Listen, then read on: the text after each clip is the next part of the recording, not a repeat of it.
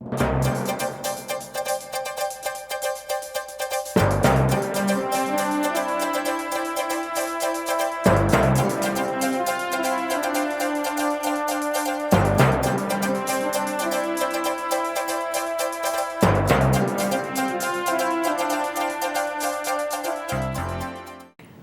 and welcome to Sounding Board, a community access television production of Seroptimus International of Novato. My name is Madeline Peters and I will serve as the moderator for tonight's program. Our title is about the Marin Civil Grand Jury, and I have several wonderful guests here who will help flesh out what the grand jury is and what it does, and definitely encourage you to volunteer. I'm going to do a brief introduction now of our panelists. I want to thank them very much for taking the time out of their schedules to be here. To my right is Judge Lynn O'Malley Taylor, who claims she's retired but is still very, very busy. And Judge Taylor's retired from the Marin County Superior Court as of August 2004. While on the bench, she presided over many complex trials, but she is also known, and I wanted to mention this, as the trailblazer for future generations of female judges. In terms of her academic background, she's a graduate of the University of Arizona and also San Francisco Law School. And Judge Taylor has played an active role in working with the jurors of the Marin County Civil Grand Jury, and she'll elucidate on that a little bit later. Then next to Judge Taylor, I have Connie Cole. And Connie is a newspaperman with over 40 years of teaching experience. 40 years of newspaper experience. You have to excuse that. You know, I come from a teaching background, so everything is education to me. His involvement in the newspaper world took him to San Francisco, Houston, San Antonio, Boston, and Phoenix. So I'm really glad that he settled a little closer to us and has been active in the Marin County Civil Grand Jury. Also, one of his prior lives was he was the president and CEO of the Phoenix Symphony Orchestra. I'm very glad to have you here, Connie. Thank you very much. And then next to Connie, we have Betty Mattea. And Betty is she's served twice on the Marin County Civil Grand Jury and also served as foreperson. And she is on the Marin chapter of the Grand Jury Association and served as vice president of the California Grand Jury Association. I do want to mention Betty served twice and Connie served 4 times. So we have here people with a wide range of experience on serving on the Marin County Civil Grand Jury. In my years of doing this television program on the Marin County Civil Grand Jury, I've come to realize the tremendous role it plays in addressing issues of the community by community members. But I'm going to let our guest tell us a little bit more about the program as a whole. So let's see, we have certain points that we'd like to bring out. And Judge Taylor, I'm going to start with you if you don't mind. What is the grand jury? Could you kind of elaborate on that? Well, there are 2 kinds of grand juries. You have a criminal grand jury where you're subpoenaed and you don't have a lot of choice as to whether or not you're going to be on the jury. Mm-hmm. And you have the civil grand jury where it's a volunteer group of people in the community. It's 19 people that are selected by first by the judges and then by a lottery, basically. Mm-hmm. And they serve as the watchdog under the supervision of the court. It's like a watchdog group. They investigate, they report, and at the end of the year, they produce a report that is published for everyone to see. And they do really terrific work in the county. Mm-hmm. Okay, thank you. So the next one is Betty, let me ask you this. Who can serve on the grand jury? Again, this is the civil grand jury. U.S. citizens who are residents of Marin County. I believe you have to be here a year. Also, at least 18 years of age, and you must be able to speak English and be of good character. Okay. Those are all the legal requirements, the only requirements. Connie, why should anyone consider serving on the grand jury? Well, because it's your entry into the county government for 1 year. You really, in a sense, become part of Marin County's government. And as such, you can go and talk to anybody you pretty much want to talk to within the county and ask them how they're doing. In fact, one of the charges for the civil grand jury is that they examine various departments of their choice over a given year. And that means you can go to the public defender's office, or you can go to probation, or you can go to Health and Human Services and take a look at it and then report on it, and very much, as the judge points out, become a watchdog. Can't you also, you can also investigate city and special indeed. districts, right? Yes, indeed, you can investigate just about anything in the county, provided in some way or another that function is supported by the county with money or some other services.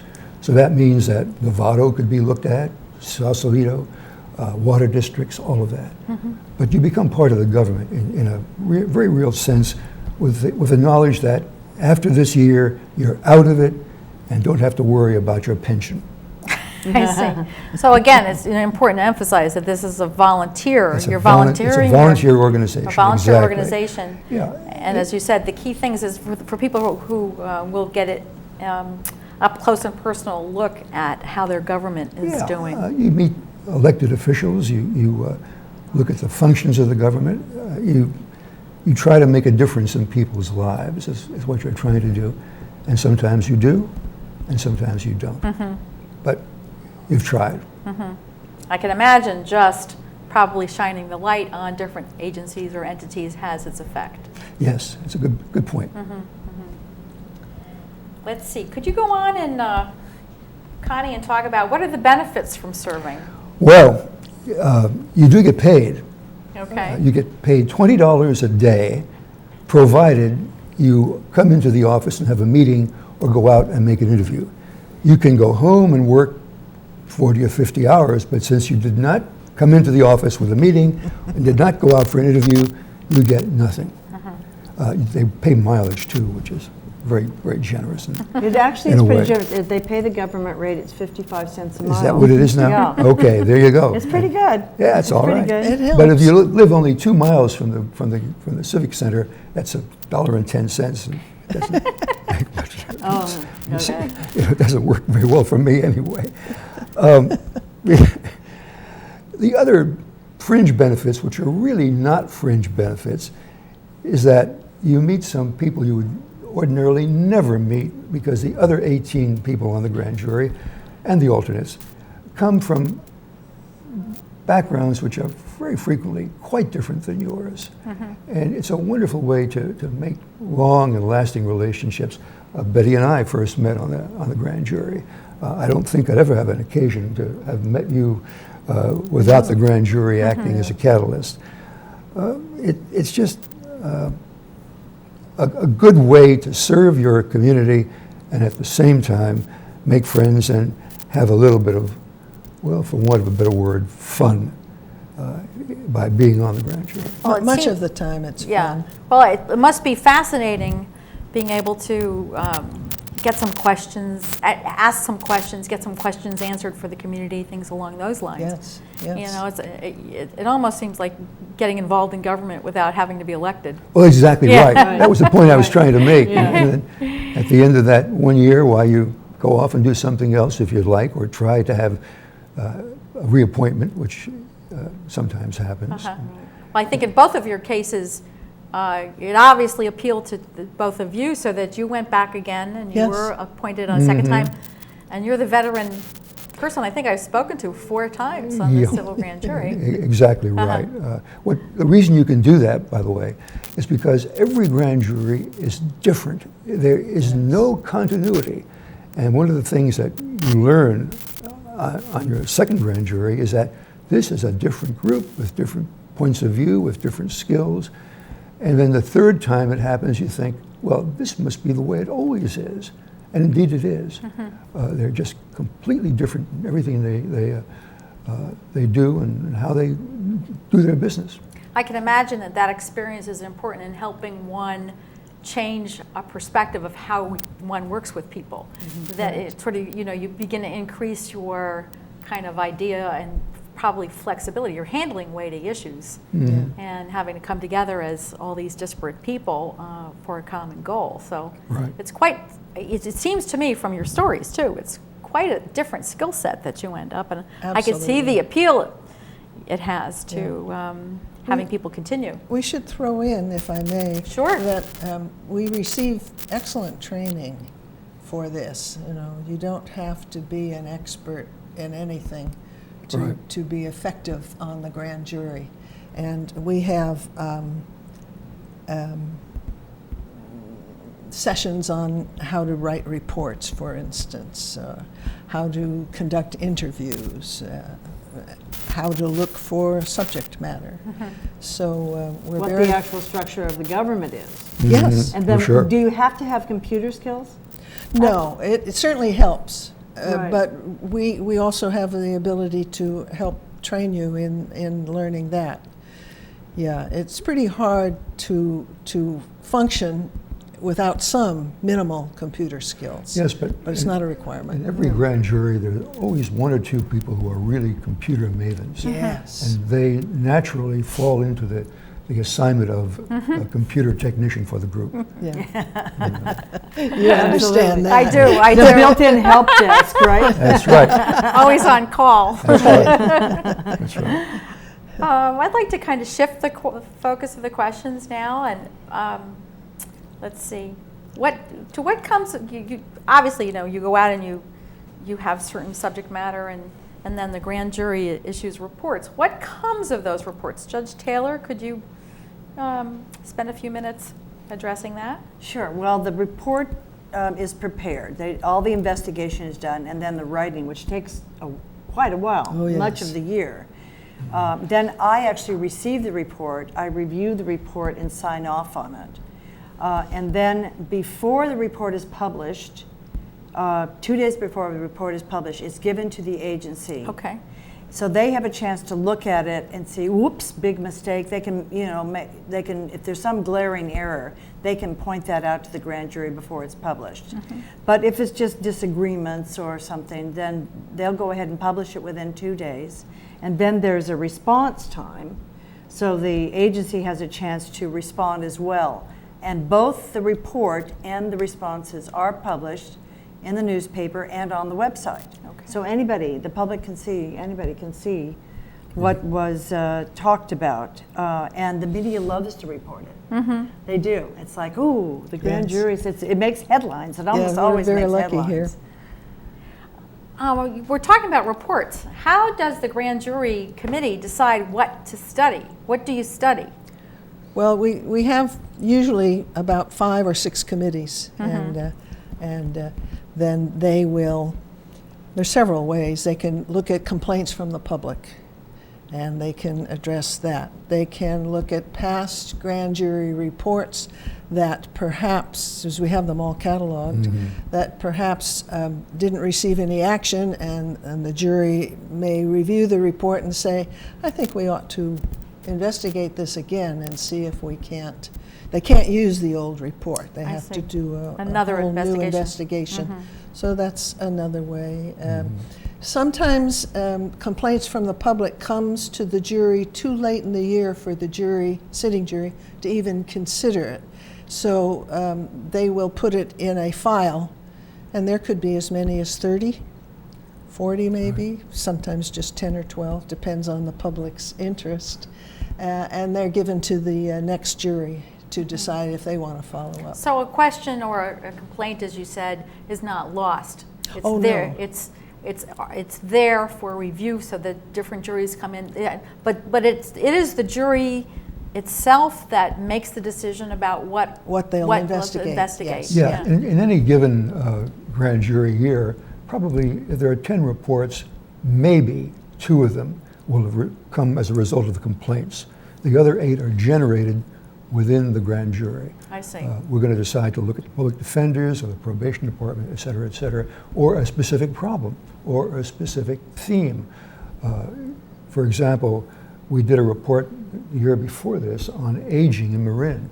Well, there's no Department of Aging in Marin. There's some of the health and welfare stuff is concentrated on that, but we thought that because the aging was such an important factor in Marin's future, we should do it. And we did over 50 interviews on that. Wow.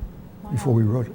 So it's that sort of thing. It's an internal decision which only infrequently is influenced by outside complaints. I see. Well, you're talking about these reports and the archiving the reports on the website and then also making them available in the newspapers. That's a considerable amount of information. Obviously, the different committees spend a great deal of time and care and craft, doing the investigating and then crafting the report. And as you said, with no agency responsible for aging in Marin County, your group could spearhead looking at that as an important issue. So that those documents then are extremely valuable. They are. Okay. They are. Let's see. What is Betty, if you can ask you, what has the grand jury accomplished? Well, recently, 2 or 3 juries ago, they investigated the practice of hog tying by police or the sheriff's office or whatever, because there had been a death. I don't know if you remember, 3, anyway, in recent years.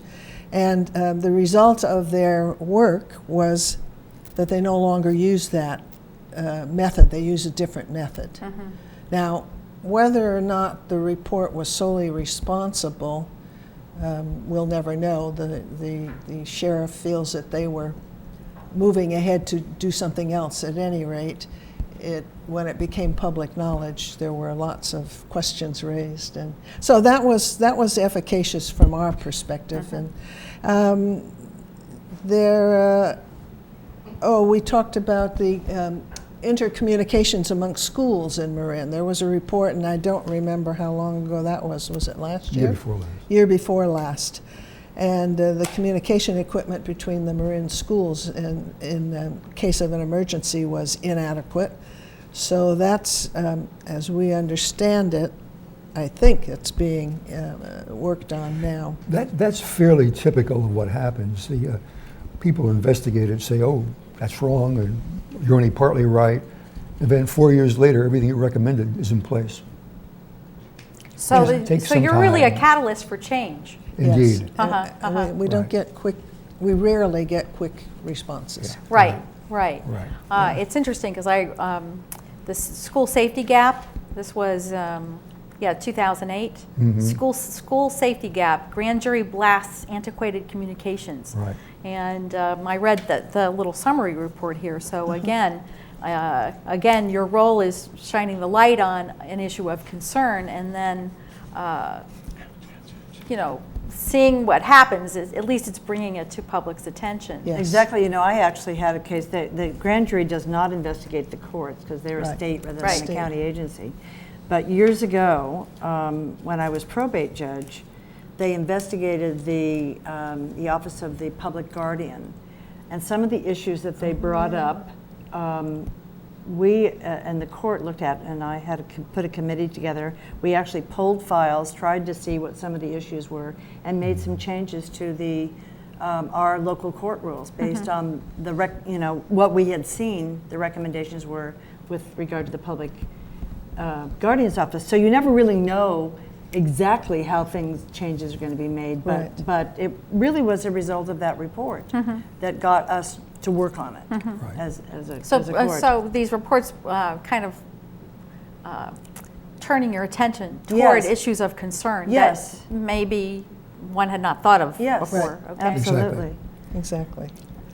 Okay, anything else? Any other comments on, there's lots of different reports. That's what I found so fascinating, going on to the Marin County Civil Grand Jury website, looking at the titles of the reports and how important they were to me, especially the ones that dealt with education. So, but anyway, would you like to add anything else, Betty, on what the jury has not every accomplished? report that we do turns up some shocking inadequacy or whatever. For instance, last year, 2 years ago, they did a report on the SPCA Marine Humane Society. Correct. And that was, they got an attaboy from the grand jury because of the good work that they were doing. And I don't remember all the details of the report, but so sometimes, not often, reports are complimentary to an agency or a place. Well, I can imagine if an agency is just going ahead and doing its job and doing it well, it doesn't necessarily come to light unless there's an opportunity to kind of showcase it. And again, the work of the Civil Grand Jury certainly helped highlight what a good job the Humane Society was doing. Okay. Other things, the range of topics is extensive, and people could look at the website to see the different topics that have been generated. Connie and Betty, I'd like to ask you folks, what makes a good grand juror? Because this is all about recruiting the public to find out a little bit more about that and take an active role as you two have in becoming a member of the Civil Grand Jury. So, well, one or two things Connie alluded to already, but you get to, you work with 18 others for consensus. There are no minority reports given by the grand jury. They have to have a supermajority of 12 for anything to pass. The ability to investigate and the final report has to be voted on by at least 12 of the jurors. So you have to learn how to reach consensus, and that can be painful at times, as you know. Indeed it can. Yeah. It helps if you're curious and if you're a good listener. It's not a place where you need a lot of people all talking at the same time or talking because they like to hear themselves talk. It requires good listening skills, and these are in-depth reports given the short time we have to work on it, 1 year. So it's important that we get it right. Yeah, a good grand juror is someone who is willing to compromise. What you don't want in a grand jury, and I think we're pretty efficient in weeding them out, are these solitary lone rangers. They come in with an agenda, and they're going to force the agenda, and then they suddenly find themselves out because no one's going to go that way because the interests are so narrow and so emotionally focused. Yeah. That's a bad thing. The good grand juror knows how to work with a group. One of the fascinating things, to my mind, about grand juries is the process, the ability to take 19 people and at the end of a year have them say, yes, that's my report, even though they didn't write it, because they contributed to it. And the report becomes the grand jury's report, not the principal authors, not the committee that made it happen, the grand jury's report.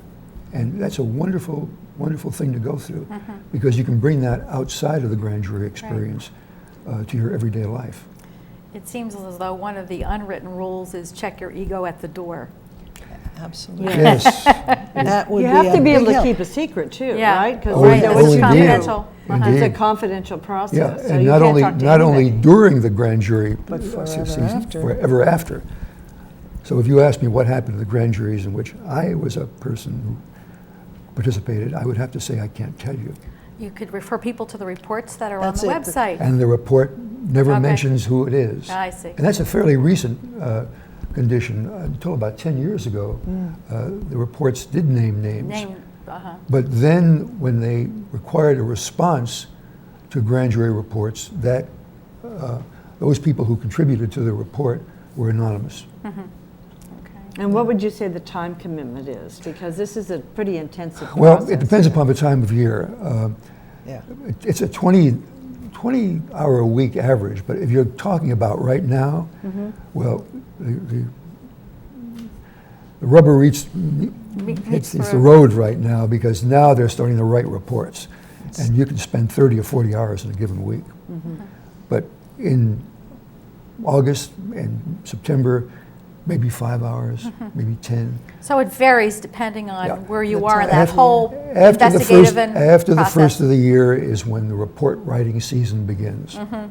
Okay.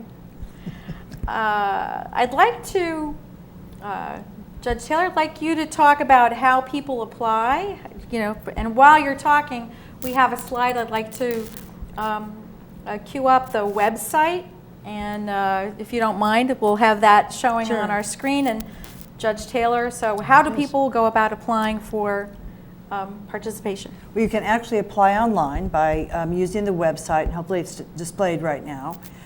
You can call Patty Basehart at the county, and her number is 415